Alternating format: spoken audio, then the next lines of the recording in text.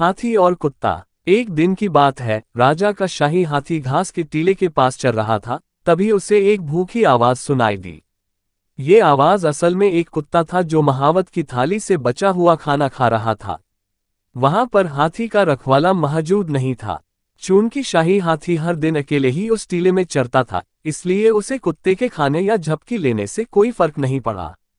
जल्द ही वे दोनों अच्छे दोस्त बन गए और खेलने लगे। इस बात पर महावत को भी किसी बात की ऐतराज नहीं थी।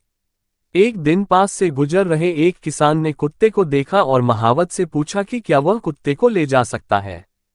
चूंकि वो कुत्ता महावत का नहीं था, इसलिए महावत ने तुरंत हामी भर दी और कुत्ते को उस किसान को दे दिया। अब अपने दोस्त को नौ पाकर जल्द ही शाही हाथी ने खाना, पानी पीना या हिलना डुलना भी बंद कर दिया। यह अपने टीले से बाहर नहीं निकला। ऐसे ही एक दिन राजा अपने हाथी से मिलने आया और उसने देखा कि उसका शाही हाथी बिल्कुल बीमार मालूम पड़ रहा है। न वो खाता है न ही कुछ करता है, बस चुपचाप से एक जगह में पड़ा रहता है।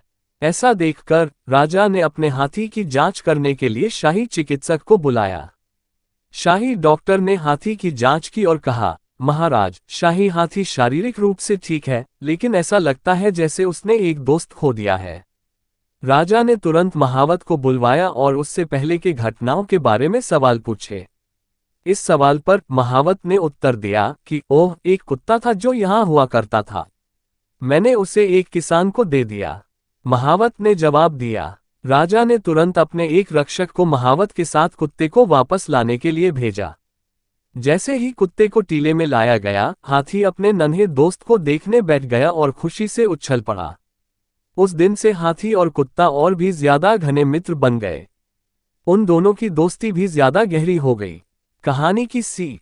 इस कहानी से हमें ये सीख मिलती है कि दोस्त सभी आकारों में आते हैं।